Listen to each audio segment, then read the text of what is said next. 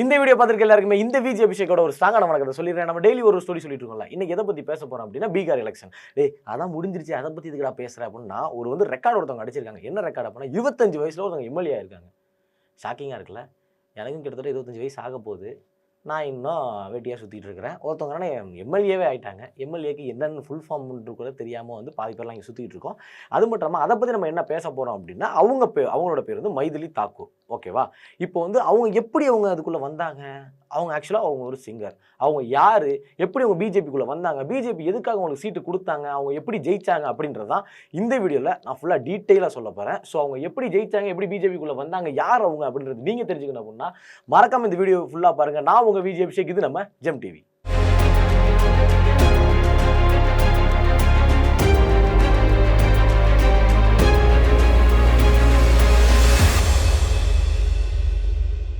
ரெண்டாயிரத்தி 2026 அப்படின்னா நம்ம தமிழ்நாடு எலெக்ஷனுக்கு வந்தோம். 2025 அப்படின்னா பீகார் எலெக்ஷனுக்கு போயிடணும். ஓகேவா? கரெக்டாக புரிஞ்சுக்கோங்க. 2025 பீகாரில் சட்டசபை தேர்தல் நடக்குது. இதுக்காக வேட்பாளர் பட்டியலை ரிலீஸ் பண்ணுறாங்க. வேட்பாளர் பட்டியல்னா என்ன அப்படின்ற விஷயம் உங்களுக்கு தெரியும். அதாவது யார் யார் நிற்க போகிறாங்க அப்படின்றத ஒரு பட்டியல் முன்னாடி ரிலீஸ் பண்ணுவாங்க. அந்த இதில் ரிலீஸ் பண்ணுறப்போ எல்லாருமே ஷாக்கான விஷயம் அது ஒன்று தான். என்னன்னு பார்த்தா அந்த பட்டியலில் மைதிலி தாக்கூர் அப்படின்னு சொல்லி ஒருத்தவங்களோட பேர் இருக்கு. ஐயோ, மைதிலி தாக்கூரா, அவங்க இப்போ தானே கட்சிக்குள்ளே வந்தாங்க அப்படின்னு சொல்லி எல்லாருமே ஷாக்காக இருக்காங்க. மைதிலி தாக்கூர் பார்த்தோம் அப்படின்னா அக்டோபர் 14ஆம் தேதி பிஜேபியில் இணைகிறாங்க. ஆனால் அக்டோபர் 15ஆம் தேதியே அவங்களுக்கு பொறுப்பு கொடுத்துட்டாங்க. அதாவது அவங்க தான் நிற்க போகிறாங்க அப்படின்றது கொடுத்துட்டாங்க. இது மக்களுக்கு ஒரு மிகப்பெரிய ஷாக்கு, அந்த கட்சியில் இருக்கிறவங்களுக்கு ஒரு பயங்கரமான ஷாக்கு அப்படின்னே சொல்லலாம். அது மட்டும் இல்லாமல் மைதிலி தாக்கூர் இவங்க பார்த்தோம் அப்படின்னா இவங்க ஒரு சிங்கர். ஆக்சுவலாக நல்லா பாட்டு பாடுவாங்க. அந்த நாட்டுப்புறம் பாடல்லாம் சொல்லுவாங்கல்ல, அதாவது இந்த நான் பஜனை எல்லாம் பண்ணுவாங்க. நம்ம ஊருக்கு சொன்னால் அப்படி தான் உங்களுக்குலாம் புரியும். அதாவது பஜனை எல்லாம் பண்ணுவாங்க, கோயிலெல்லாம் பஜனை பண்ணுவாங்க. அந்த மாதிரி ஃபேமஸான சிங்கர்ஸ்லாம் நிறைய பேர் இருக்காங்க. அதாவது டிவோஷனலாக, அதாவது பக்தி மூலமாக தெரிவிக்கிறதுக்கு. பிஜேபினாலே உங்களுக்கு தெரிஞ்சிருக்கும் பக்தி அப்படின்றது. அதனால் இவங்க பக்தி பாடல்கள் நிறையவே பாடியிருக்காங்க. அது மட்டும் இல்லாமல் இவங்க எப்படி சொல்கிறது அப்படின்னா ஒரு நாட்டுப்புற சிங்கர். அதான் சொன்னா அந்த பக்தி பாடலாம் பாடுறவங்க சினிமான்னு இல்லாமல், அதாவது இந்த பஜனை பண்ணுறது, இந்த கோவிலில் பாடல் பாடுறது, அப்புறம் ஏதாவது கோயிலில் திருவிழா அப்படின்னா காலையிலே ஒரு பெரிய ஸ்டேஜ் கட்டி நம்ம முதல்ல இந்த நாதஸ்வரம்லாம் வச்சு இந்த நாட்டுப்புறம் கலை அப்படின்ற மாதிரி பாடலாம் பாடுவோம்ல, அந்த மாதிரி பாட்டு பாடும். உண்மையிலே ஒரு அழகு பாடல்.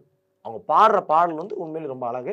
அவங்களும் அழகு தான், இல்லைன்னா சொல்ல முடியாது. ஆக்சுவலாக நல்லாவே மைத்திலி உண்மையிலே ரொம்ப அழகாகவே இருக்காங்க. நல்லா ஆட்சி பண்ணுவாங்க அப்படின்றது நமக்கு நல்லாவே தெரியுது. மைத்திலி அவர்களை பார்த்தீங்கன்னா தர்பங்கா டிஸ்ட்ரிக்ட் அப்படின்ற ஒரு டிஸ்ட்ரிக்டில் அலிக் நகர் அப்படின்ற ஒரு ஏரியாவில் தான் இவங்க எம்எல்ஏவாக நிற்கிறாங்க. அது மட்டும் இல்லாமல் இவங்களுக்கு ஏகப்பட்ட ஃபேன்ஸ். அதாவது சொல்ல போனோம் அப்படின்னா இவங்க அழகாக இருக்காங்க, நல்லா பாட்டு பாடுறாங்க, க்யூட்டாக இருக்காங்க, செம்மையாக இருக்காங்க அப்படின்னாலே இவங்களுக்கு நிறைய ஃபேன்ஸ் இருக்கும் இல்லையா?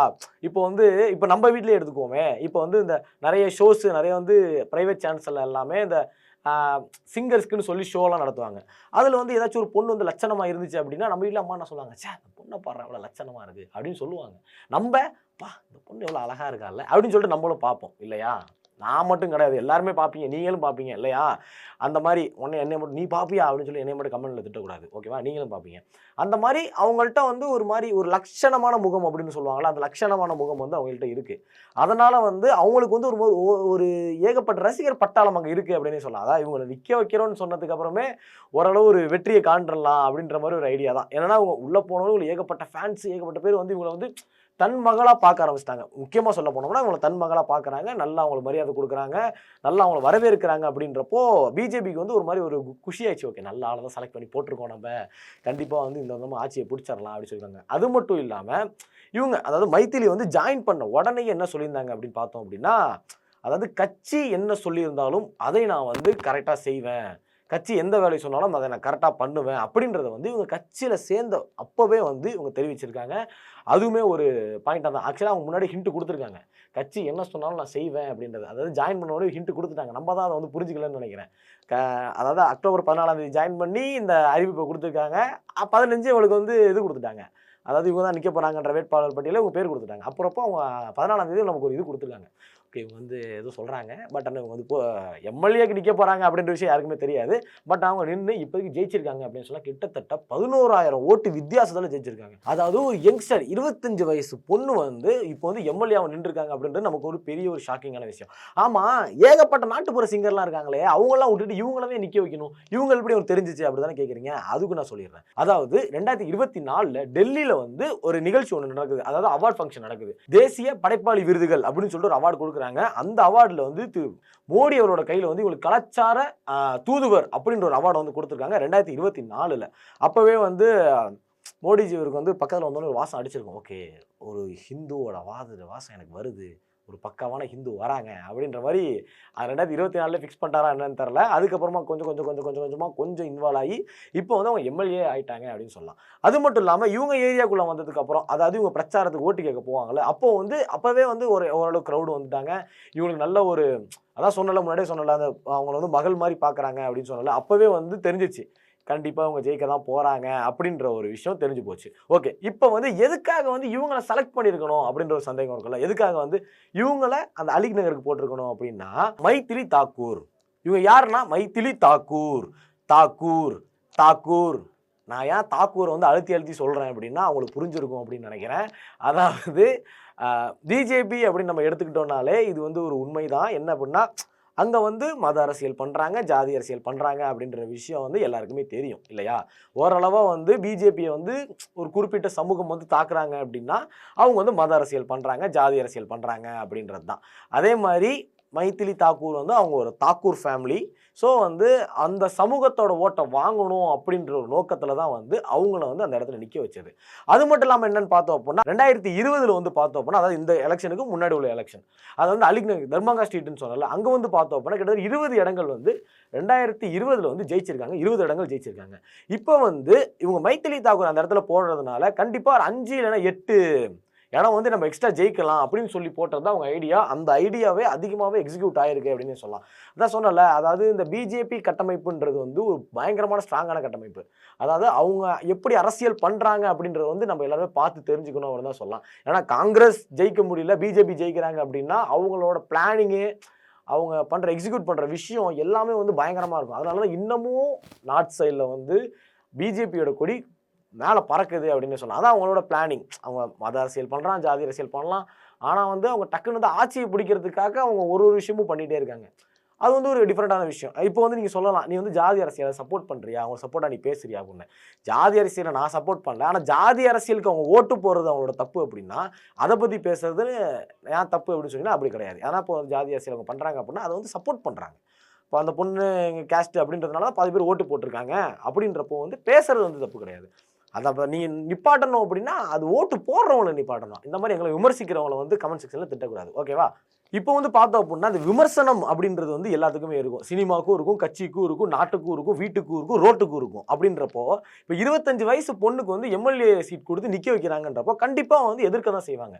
இப்போ வந்து இங்கே ஏடிஎம்கேல ஒருத்தவங்களை போடுறோம் அப்படின்னா, ஒரு சின்ன பையனை போடுறோம் அப்படின்னா யார் எதிர்ப்பா? டிஎம்கே எதிர்ப்பாங்க.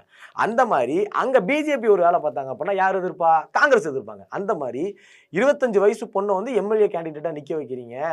அந்த மைத்திலி வந்து பார்த்தோம் அப்படின்னா பாட்டு பாடுறதுக்கு மட்டும்தான் பயன்படுவாங்க, வேற எதுக்குமே பயன்பட மாட்டாங்க அப்படின்னும். ஏற்கனவே வந்து மைத்திலி வந்து ஒரு மாதிரி டிவோஷனலாக இருக்காங்க, அவங்க ஏற்கனவே பக்தியாக இருக்காங்க, கடவுள் மேலே நம்பிக்கையோடு இருக்காங்க.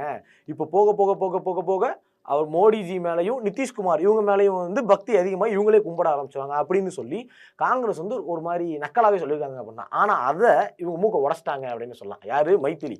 அதாவது கிட்டத்தட்ட 11,000 ஓட்டு வித்தியாசத்தில் அவங்க வெற்றி அவங்க கொடுத்துருக்காங்க. இது வந்து ஒரு உண்மையிலேயே ஒரு எல்லாருமே பெருமைப்பட வேண்டிய விஷயம் தான். ஒரு யங்ஸ்டருக்கு இப்போ சான்ஸ் கொடுத்துருக்காங்க அப்படின்றது. இப்போ வந்து பாதி பேர் சொல்லலாம், இப்போ வந்து இங்கேயே வந்து ஒரு கட்சி ஒன்று இருக்குது, அவன் அந்த கட்சி வந்து ஒரு நடிகரோட கட்சி, அப்படி அவர் இருக்கிறப்போ வந்து கூத்தாடி கூத்தாடி கூத்தாடி அப்படின்னு சொல்லுவாங்கள்ல, அதே மாதிரி இங்கேயும் இவங்க சொல்லலாம். இந்த மாதிரி இவங்க வந்து ஒரு மியூசிக் வாசிக்கிறவங்க, இவங்க வந்து ஒரு பாட்டு பாடுறவங்க, இவங்களுக்கு சான்ஸ் கொடுத்துருக்காங்க அப்படின்றப்போ. ஆனால் நம்ம எல்லாருமே நோட் பண்ண வேண்டிய விஷயம் அப்படின்னா அவங்க சினிமாவுக்கும் வேறு எதுக்கும் பாட்டு பாடல, அவங்க பண்ணுறது நாட்டுப்புற பாடல்கள் அதுதான் பண்ணிட்டு இருக்காங்க. மேபி அவங்க டிவோஷனலாக இருந்தாங்க அப்படின்னா ஓகே ஃபைன், இது ஒரு நாட்டுப்புற பாடல்கள் இருக்கிறப்போ டிவோஷனல்ன்றது கண்டிப்பாகவே இருக்கும். அது மட்டும் இல்லாமல் இவங்க ஏன் அப்படி பண்ணுறாங்க, இவங்க ஏன் அப்படி ஓட்டுறாங்க அப்படின்னாலும் அதுக்கே மூக்கு உடைக்கிற மாதிரி விஷயம் இருக்குது. என்ன அப்படின்னா ஒரு சந்தேகம் உங்களுக்கு தான் இருக்கும்ல, இந்த மாதிரி இவங்க கரெக்டாக வந்து ஆட்சி நடத்துவாங்களா அப்படின்ற ஒரு சந்தேகம். அதுக்கு வந்து ஒரு பதில் சொல்கிறேன். என்ன அப்படின்னா இவங்க வந்து அவங்க குடும்ப கஷ்டத்துக்கு காரணமாக தான் படிப்பை விட்டுட்டோ, லைக் அதோட அப்டேட் இன்னும் நமக்கு ஃபுல்லாக தெரில, அவங்க குடும்ப கஷ்டத்துக்கு காரணமாக தான் அவங்க இசை மேலே கொஞ்சம் கான்சன்ட்ரேட் பண்ணி அப்புறம் அந்த இசையிலேயே அவங்க சம்பாதிக்க ஆரம்பிச்சிருக்காங்க. இப்போ வெல்த் ஆகிடுவாங்க, அது ஒரு விஷயம். அப்போ வந்து இசையில் வந்து கான்சன்ட்ரேட் பண்ணி அவங்க ஃபேமிலியோட கஷ்டத்தை உணர்ந்து தான் அவங்க எல்லாமே பண்ணியிருக்காங்க அப்படின்ற, அதாவது ஃபேமிலியோட கஷ்டத்தை வந்து புரிஞ்சுக்கிட்டாங்க அப்படின்னாலே ஊர் கஷ்டத்தை, நாட்டு கஷ்டத்தை கண்டிப்பாக புரிஞ்சுக்குவாங்க அப்படின்றது தான் என்னோட ஐடியா. நான் அப்படி தான் இருக்கும்னு நான் சொல்கிறேன். நீங்கள் என்ன நினைக்கிறீங்க அப்படின்றத கமெண்ட் செக்ஷனில் நீங்கள் பயங்கரமாக யூஸ் பண்ணிக்கலாம். அது மட்டும் இல்லாமல் இவங்க வந்து ஹிந்தியில், மராட்டியில் அப்படி சொல்லி ஏகப்பட்ட பாடல் பாடிருக்காங்க. ஏன் இத்தனைக்கு தமிழில் கூட நிறைய பாட்டு பாடியிருக்காங்க. தமிழ்னா நீ ஒன்று அப்படி யோசிக்காதீங்க. அதாவது நிறைய வந்து கவர் சாங்னு சொல்லுவாங்க. ஒரு பாட்டை வந்து ரீக்ரியேட் பண்ணுவாங்க. அதாவது கண்ணான கண்ணே, அதுக்கப்புறம் வந்து டேவிட்ல ஒரு பாட்டு ஒன்று வரும்ல, அந்த இதுங்க லவ் ஃபெயிலியர் சாங் கனவே கனவே நான் பண்ணானே கேவலமாக இருக்கும். ஸோ அந்த பாட்டு எல்லாமே இவங்க வந்து ரீக்ரியேட் பண்ணியிருக்காங்க. அதெல்லாம் போய் பார்த்தீங்க அப்படின்னா போய் பாருங்கள். நல்லா உண்மையிலேயே சூப்பராக பாடினாங்க. அது மட்டும் இல்லாமல் இப்போ அவங்க சிங்கர்லேருந்து சேஞ்ச் ஆகி இப்போ எம்எல்ஏவாக ஆயிருக்காங்க. கிட்டத்தட்ட 11,000 ஓட்டு வித்தியாசத்தில் இப்போ அவங்க ஜெயிச்சிருக்காங்க. அவங்க ஆட்சி எப்படி இருக்கும், ஒரு யங்ஸ்டரோட ஆட்சி எப்படி இருக்கும் அப்படின்னு நீங்கள் எது நினைக்கிறீங்களோ அதை மறக்காம கமெண்ட் பண்ணிட்டு போங்க. இந்த மாதிரியான இன்ஃபர்மேஷன்லாம் நீங்கள் தெரிஞ்சுக்கணும் அப்படின்னா மறக்காம ஜெம் டிவியை சப்ஸ்கிரைப் பண்ணுங்கள்.